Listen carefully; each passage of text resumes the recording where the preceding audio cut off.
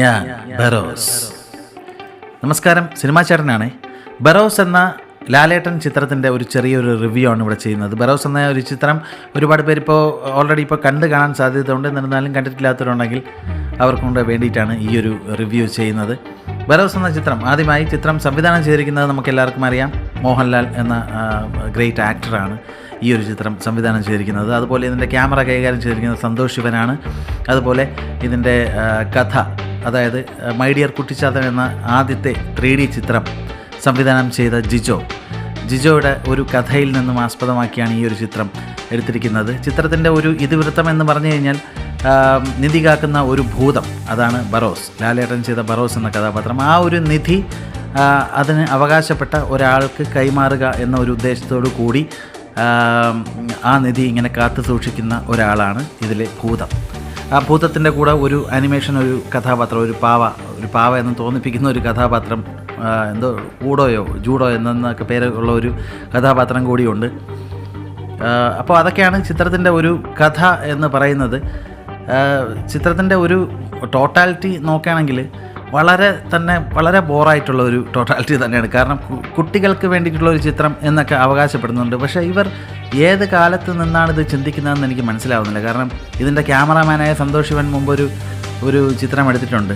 മഞ്ജു വാര്യറിനെ പ്രധാന കഥാപാത്രമാക്കിയ ഒരു ചിത്രം സംവിധാനം ചെയ്തിട്ടുണ്ട്. ആ ചിത്രം തന്നെ നമുക്കറിയാം, സൗബിൻ എന്ന് പറഞ്ഞ ഒരു നടൻ്റെയൊക്കെ വളരെ മോശപ്പെട്ട ഒരു കഥാപാത്രമായി ചിത്രീകരിച്ച ഒരു സിനിമയായിരുന്നു അത്.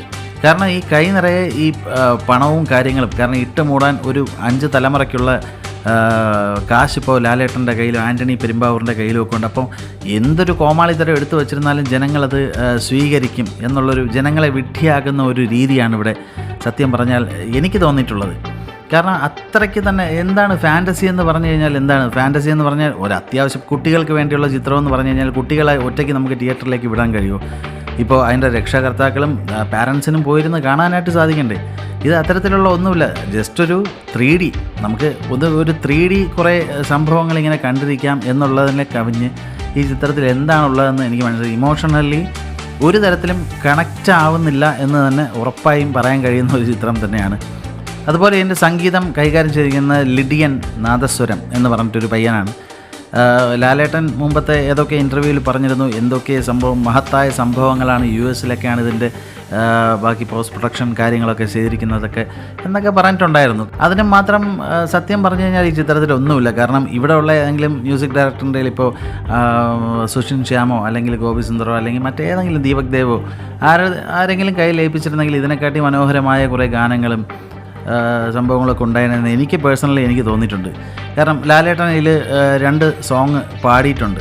ആ പാടിയതൊക്കെ തന്നെ വളരെ അമച്ചറായിട്ടുള്ള 2 പാട്ട് തന്നെയാണ്. ഇസബല്ല, പിന്നെ മനമേ, എന്തൊക്കെ പറഞ്ഞ 2 പാട്ടുകൾ ലാലേട്ടൻ ചുമ്മാ പാടി ഒപ്പിച്ചിട്ടുണ്ട്. അതിനെ കുറേ ഓട്ടോ ട്യൂണൊക്കെ ചെയ്ത് സംഭവങ്ങൾ ചെയ്തിട്ടുണ്ട്. പക്ഷേ കേൾക്കാനായിട്ട് ഒരു സുഖവും ഇല്ലാത്ത കാര്യങ്ങൾ കുറേ പേരിങ്ങനെ മഹത്തായി ഇങ്ങനെ തലയിൽ എടുത്തു വെച്ച് കൊണ്ടാടുന്നുണ്ട്. എന്തുകൊണ്ടാണെന്ന് എനിക്കറിയില്ല. കാരണം അത് എനിക്ക് തോന്നുന്നു അത് ലാലേട്ടൻ എന്ന ഒരു ഗ്രേറ്റ് ആക്ടറിൻ്റെ ഒരു ഫസ്റ്റ് അറ്റംപ്റ്റ് ആണല്ലോ ഈ ഒരു ഡയറക്ഷൻ. അപ്പോൾ അതുകൊണ്ട് തന്നെ അദ്ദേഹത്തിനെ ഒന്ന് പ്രൊമോട്ട് ചെയ്യാൻ വേണ്ടിയിട്ടുള്ള കുറേ കാര്യങ്ങൾ തന്നെ ആയിരിക്കാം. പക്ഷെ ഒരു സിനിമ എന്നൊരു തരത്തിൽ എടുത്ത് നോക്കുകയാണെങ്കിൽ ഇമോഷണലി യാതൊരു കണക്ഷനും ഇല്ലാത്ത, മനസ്സിനെ ഒരു തരത്തിലും സന്തോഷിപ്പിക്കാത്ത ഒരു ചിത്രം തന്നെയാണ്. വളരെ ഒരു സ്വീറ്റായിട്ട് പോകുന്നുണ്ട്. കുട്ടികൾക്ക് വേണ്ടിയിട്ടുള്ളൊരു ചിത്രമാണ്. ശരി, അത് OTTയിൽ റിലീസ് ചെയ്തിരുന്നെങ്കിൽ നമുക്ക് വീട്ടിൽ കാർട്ടൂണിന് പകരം കുട്ടികൾക്ക് വേണമെങ്കിൽ ജസ്റ്റ് ഒരു നിമിഷം ഇട്ട് കൊടുക്കാവുന്നൊരു ചിത്രം. അല്ലാതെ ഒരു തിയേറ്റർ എക്സ്പീരിയൻസ് ആയിട്ട് നോക്കുകയാണെങ്കിൽ 2.5 മണിക്കൂർ വളരെയധികം ബോറായിട്ട് നീങ്ങുന്ന ഒരു ചിത്രം തന്നെയാണ്. ചുമ്മാ 3D അതാണ് ഇതാണ് എന്നൊക്കെ പറയാം എന്നുള്ളതിനെ കവിഞ്ഞ് ഈ ചിത്രത്തിൽ ഒന്നും തന്നെ ഇല്ല. അത്തരത്തിലുള്ള ഒരു ചിത്രമാണ് ലാലേട്ടൻ സംവിധാനം ചെയ്ത ബറോസ് എന്ന ഈ ഒരു ചിത്രം. ഈ സിനിമ ഇഷ്ടപ്പെടുന്ന ഒരുപാട് ആൾക്കാരുണ്ടാവും. ഞാൻ എൻ്റെ വ്യക്തിപരമായിട്ടുള്ള അഭിപ്രായം മാത്രമാണ് ഇവിടെ പറഞ്ഞിട്ടുള്ളത്. ടെക്നിക്കലി ഈ ഒരു ചിത്രത്തെ എടുത്ത് നോക്കുകയാണെങ്കിൽ വളരെ മികച്ച ഒരു ചിത്രം തന്നെയാണ്. കാരണം ഇതിൻ്റെ ക്യാമറ വശങ്ങളായിരുന്നാലും ഇതിൻ്റെ 3D സംഭവങ്ങളായിരുന്നാലും ഒക്കെ ടെക്നിക്കലി വളരെ ഒരു മികച്ച ഒരു ചിത്രം തന്നെയാണെന്ന് നമുക്ക് പറയാം. ലാലേട്ടൻ എന്ന ഒരു ഗ്രേറ്റ് ആക്ടറിൻ്റെ ഒരു ഫസ്റ്റ് അറ്റംപ്റ്റ് എന്ന ഒരു രീതിക്ക് നമുക്ക് വേണമെങ്കിൽ ഒരു തവണ കണ്ടിരിക്കാനായിട്ട് സാധിക്കും. അല്ലാത്ത തരത്തിൽ ഇപ്പോൾ മോഹൻലാൽ എന്ത് കാണിച്ചിരുന്നാലും നമ്മളത് കാണണം എന്നൊരു രീതിക്ക് നോക്കുകയാണെങ്കിൽ വളരെയധികം ബോറായിട്ടുള്ളൊരു ചിത്രം തന്നെയാണ് അദ്ദേഹത്തിൻ്റെ ഈ ഒരു സംവിധാന സംരംഭം. എന്തായിരുന്നാലും മോഹൻലാലിനും അദ്ദേഹത്തിൻ്റെ പ്രിയ തോഴൻ ആൻ്റണി പെരുമ്പാവൂരിനും കുട്ടിക്കളിയുടെ വളരെ നല്ല ആശംസകൾ. ഞാൻ ബറോസ്.